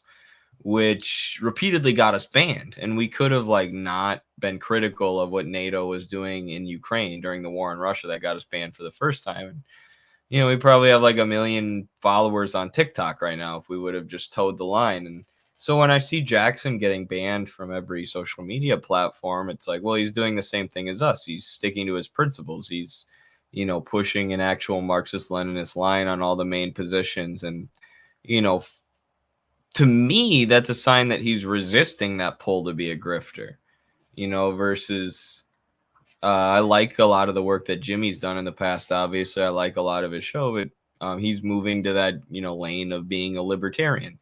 You have a lot of people who just sort of find these grooves where they can just speak to the same audience over and over again with the same crap and never evolve. And when I see someone not doing that, my first thought isn't to think they're a grifter, it's to think that they're not a grifter. It's very interesting because if you understand what is the acceptable parameters of political opinion, to grift, almost by definition, you have to be within those. You can't be a grifter if the political views you're putting forward are outside of the accepted horizon. And they're outside by the fact that they're getting fucking banned from everywhere, not just like Instagram, Facebook, YouTube, but PayPal, Patreon. You can't be a grifter if that's the reality you encounter. That's just it almost like definitionally cannot be the case. I think that what ends up happening is that there's people that are so entrenched in decades of Marxist ideas not reaching the general public that when they see a young individual who's maybe read a fraction of what they have read, who's maybe done a fraction of the work they've done, succeed as much as Jackson has, in reaching millions of people, almost for the sake of their sanity, they have to come up with a narrative that it can't be real. It can't be real. I see it as a form of ressentiment, similar to the Western left. Like there's this very short section in the Purity Fetish where I say Western Marxism is resentful. Because in the text, by the Golden Stalinist Center, yes, it, in the letter, like in the actual early text of Marx and Engels, the ones that were known about up until the 1930s when other stuff starts to get published, the idea is that it's the West, the most advanced place where global capitalism is at, that will first have a revolution. But then these fucking backwards people in Russia have it, right? And then all across the global South, they start having revolutions. And the Western Marxists, it's not just a purity fetish. It's this deep passion to reject them. It's not real socialism. It'll be real socialism when we do it. That's when it's real socialism, when we do it. As long as it's these backwards people in the global South and East, it's not real socialism. It's resentment.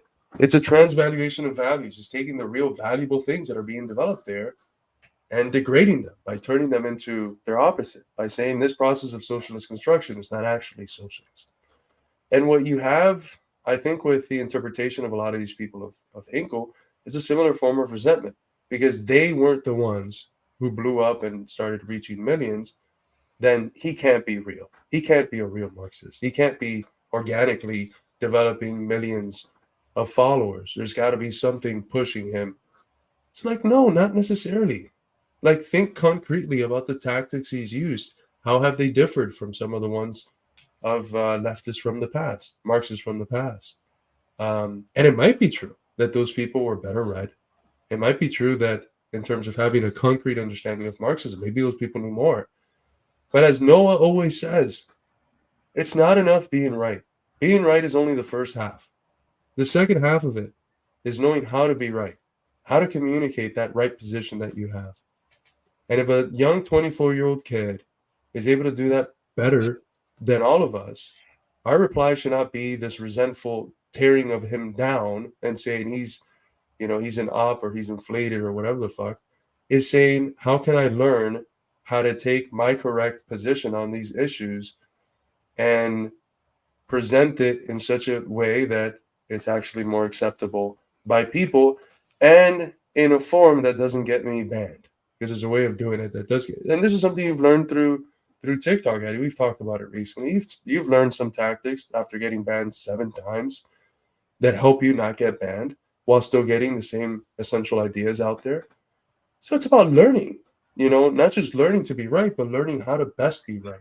And that's something that I think is missing from a lot of old heads. Yeah, I was gonna say that too. Like, obviously, respect for people who have been in the game longer, but yeah, I see a lot of them with like resentment for Jackson. A lot of them are resistant to like studying the info war, and it's like you were telling our buddy Rev from RTSG at the event this weekend, like what he's done on Twitter needs to be studied. He's attracted over 200,000 followers, basically with systematized like template posts. Do you support these men? And it's some anti-imperialist movement around the world, a picture of them, or Netanyahu should be in jail. Like, if you agree, what comes to your mind when you see this man? It's a picture of, Netanyahu or Julius Malema or whoever. And some people might see that as stupid, but he's reaching hundreds of thousands of people with Marxist-Leninist politics, sometimes millions of people, and if you looked through his content, you could see what his line is. You could tell that he's a Marxist-Leninist. He's taking hard positions on stuff. He's, posting Stalin and supporting Stalin. It's not like he's, backing down on these major issues or not pushing a good line. He is pushing a good line. He's just doing it in this unique 21st century way that, only a 22-year-old kid maybe could develop and come up with this unique way to do it. But like us, then we're like, awesome, that's kick-ass. Look how many people you're reaching. Teach us how to do that. Right? Yep. That's how we react to that. And some people don't. And it's like, dude, you gotta you got to get rid of that. You got to have the team spirit. Like, you got to want to contribute to the collective and contribute to the team, and you got to draw inspiration from people who are on your team. You can't get competitive and toxic and bitter or jealous. Like, we're in this class struggle together. It's not about that. It's really not. I don't know, Doug Lane is another one. There's got to be some sort of just like resentment there where he's like, these Stalinists are grifters because they're getting so popular. It's like, no, dude, just nobody wants this like weird Western Marxism wokeism anymore. We don't want to watch your video essay calling Hamas petty bourgeois and saying that the Palestinians should have gone to the Israeli kibbutzim to express labor solidarity. We want to hear people who are cheering on the Palestinian resistance to the genocide. Yeah, I don't think situationism is going to win over the American masses. No, you couldn't be more right. That's how we read it. It's like, yeah, it's another individual gaining these followers, but these are kind of like our followers. These are all of our followers. These are people that are, engaging with our ideas, with all of our ideas, and it's positive. Like, I think we see it as like also a win for us when these people win, and that's the correct attitude. And I'd like to think that they would see it the other way around. Like, I can envision them being happy about like the success that we've had on TikTok, reaching hundreds of thousands of people. And what's interesting, it's like these posts are simplistic, but it's a very interesting form of simplistic posting that cannot just be done by simple-mindedness. Like, Rev is an extremely smart guy. Yep. Rev will post the sort of things that you're like, God damn, this is like 3 brain cell, just go viral sort of thing. But it's not. And that's the interesting thing. The person that's posting that can turn around and do a wonderful research article for RTSG, right? And it's a form of simplistic posting that's backed up by like an actual knowledge of what's being said. And what ends up being, it's like, it's not just random simple messages. It's like kernels of truth, and attention grabbing posts that aim towards a correct position. And it has to be studied, just like the way you do TikToks has to be studied, or the way that Jackson posts has to be studied. And by the way, folks, what I got here is a syllabus and a Unit 1 lesson plan for a class on how to do TikTok propaganda. At this point, I've gotten so many requests that I've decided I have to do it. Like, I was kind of skeptical about the idea at first. I just didn't know if that was a good idea for a class or people would be interested. But I've had people reach out, like people connected to the Gray Zone and outlets I really respect, reach out because they want to up their TikTok game. And so I'm like, okay, we got to do this. But if we're going to do it, we're going to do it right. So I'm planning out the syllabus. There's going to be like a little bit of philosophy involved. I'm going to have people study a little bit of the work of Hans Georg Muller, a German philosopher in China, who has this concept called prophilicity, about how we mediate our identities through profiles and how we communicate through these online profiles and how we all curate our online profiles. So as Carlos was saying, and we'll also be reading some of Carlos's work on prophilicity. It's not just going to be a propaganda class. It is, right? We're going to learn very, very concrete, practical tools for creating social media propaganda and for fighting the info war, especially because that'll be important with some of the stuff that we're going to launch here soon in terms of organizing. But we're also going to reflect upon, what social media propaganda is and why it's so important in the modern era. And how we need to take these tactics seriously, and understand that these social media platforms are real battlegrounds of, class struggle and ideological struggle. I would. I'm only going to say about Caleb Maupin created the idea of patriotic socialism. Hold on now. Hold on. Chinese communists must therefore combine patriotism with internationalism. We are once internationalists and patriots. Mao Zedong, probably before Caleb Maupin was born, and Ho Chi Minh. It was patriotism, not communism, that inspired me. So, And patriotism has always been a part of communism. I just want to make that clear. look at what happens when you look up socialism with American characteristics. Who's this guy? That's Thomas Paine. Let's click on the article it comes from. Oh shit! it's my article. From what year? 2020. Well before fucking Caleb Maupin was talking about it. I mean, it's not a competition, but I think I might have coined the term socialism with American characteristics. Hold on, I got another one. I'm just busting balls, guys. I know. Hell yeah. On American patriotism. On American patriotism 2020. Now, this article is probably not good because what my grasp on Marxism was 4 years ago, but my heart was in the right place. Hell yeah. Hell yeah. Using Lincoln, man. We just put out a great post right before I went to Mexico. I compiled a bunch of awesome quotes from leading Marxist thinkers and specifically Marxist thinkers in the US about Lincoln, where they're all praising the shit out of Lincoln. And hopefully that changes some of the historical nihilism, national nihilism we see in the left. Lincoln should be captured in the Mexican governmental building. I didn't get to visit it. I didn't get to visit anything, dude. It was just constant work. But you have this great like mural of leading revolutionaries from the hemisphere, which is something that, like, if the Latin Americans are seeing American revolutionaries as part of their tradition, there should be no reason why we can't educate our people to see like Bolivar as part of this Pan-American tradition. Actually existing socialism is eternal race wars. Nice.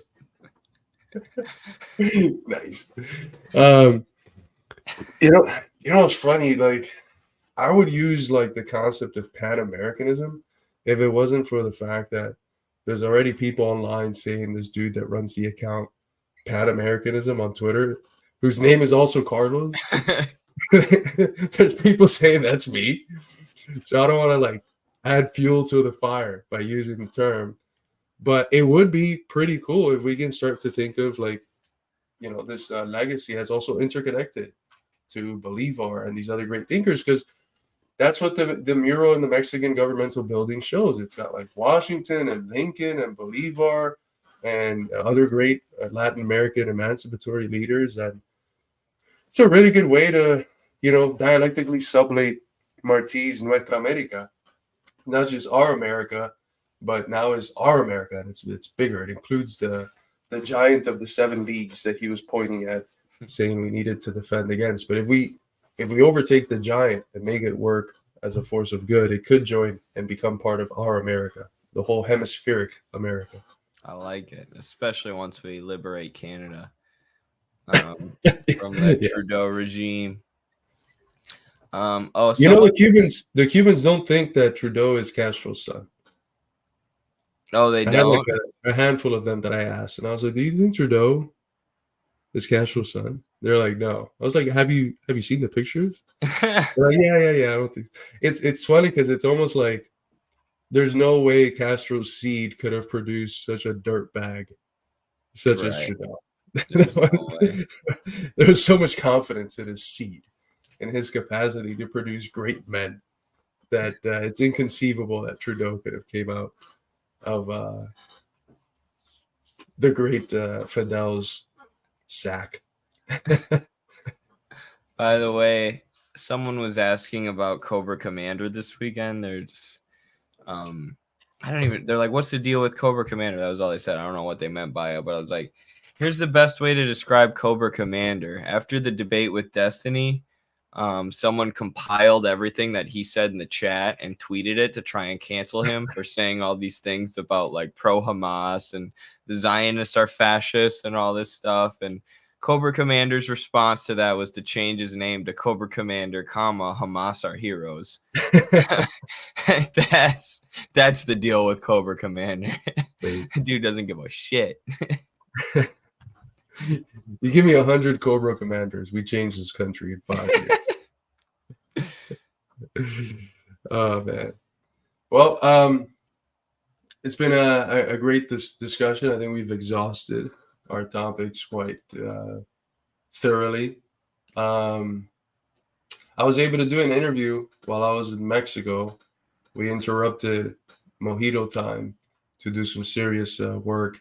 And I posted it in the community section of our YouTube page. So even if you don't speak Spanish, go check it out, drop a like, put it in the background to play for a few minutes so that the comrade Oscar Rojas gets some views on his channel. He's a brilliant Mexican economist. He's got a PhD from UNAM, National Autonomous University of Mexico, which is like the Harvard of Latin America.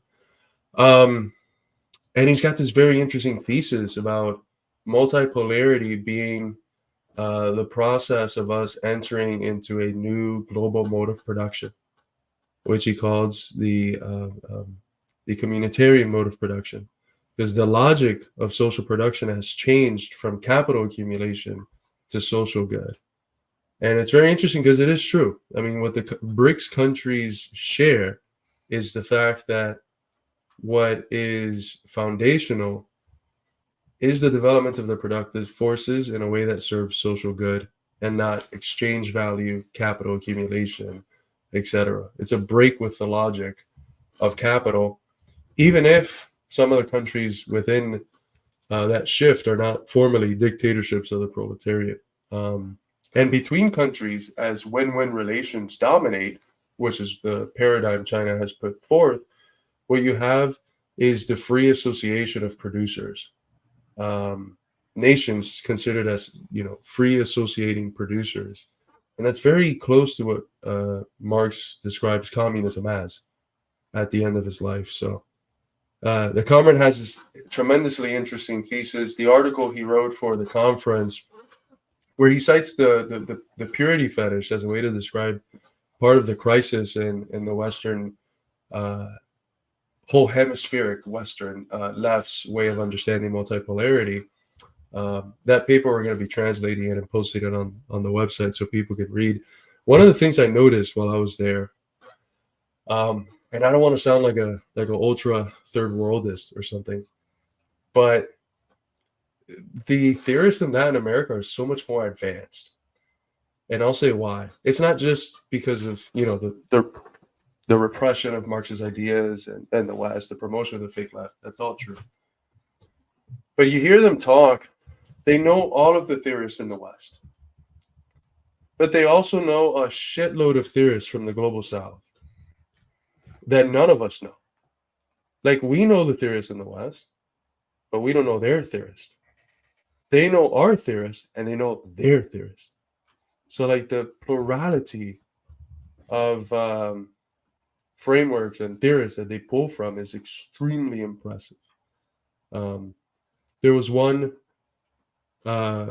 philosopher of law there, very prominent Puerto Rican philosopher of law, the most consistent anti-imperialist that you could possibly find.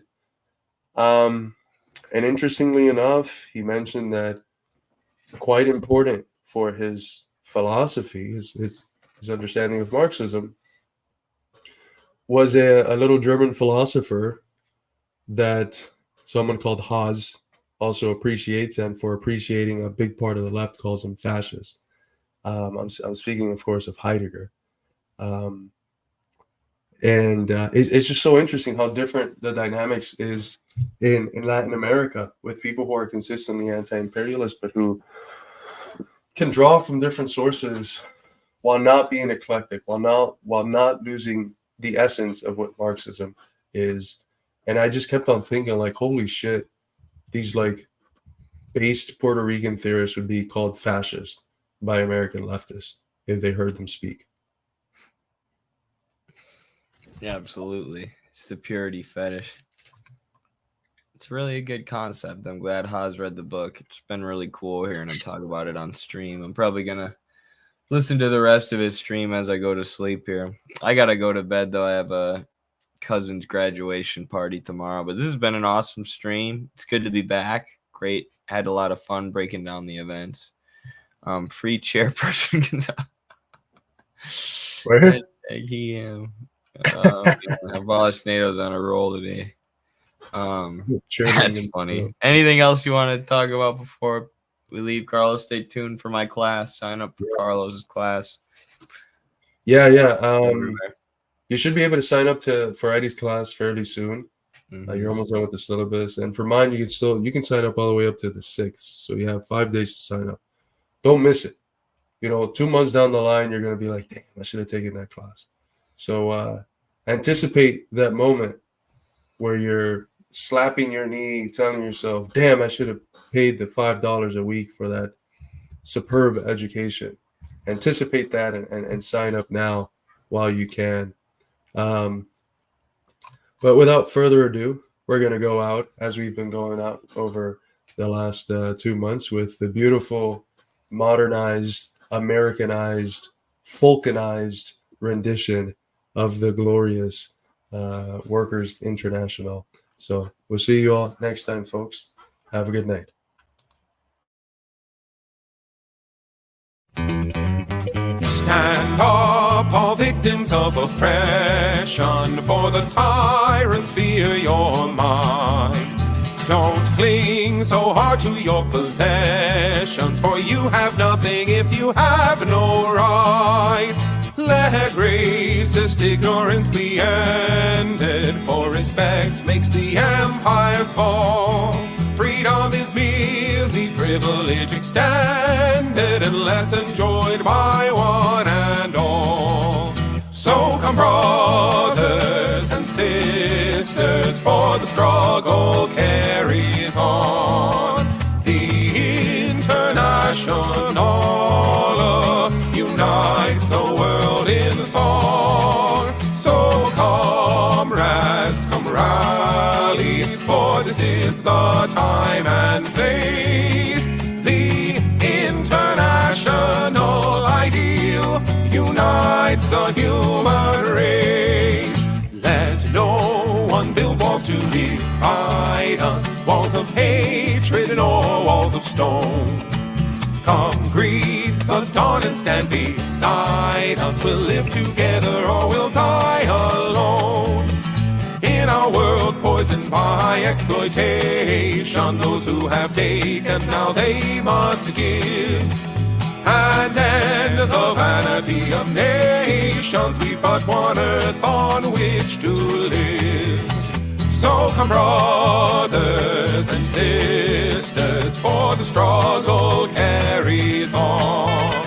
The International unites the world in the song.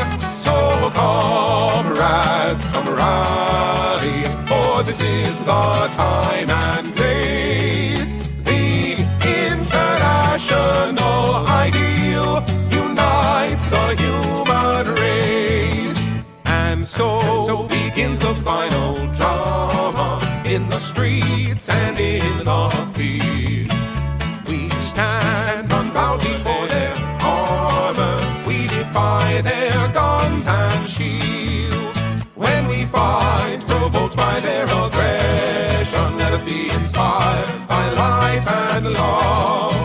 For though they offer us concessions, change will not come from above. So come, brothers and sisters, for the struggle carries on. The International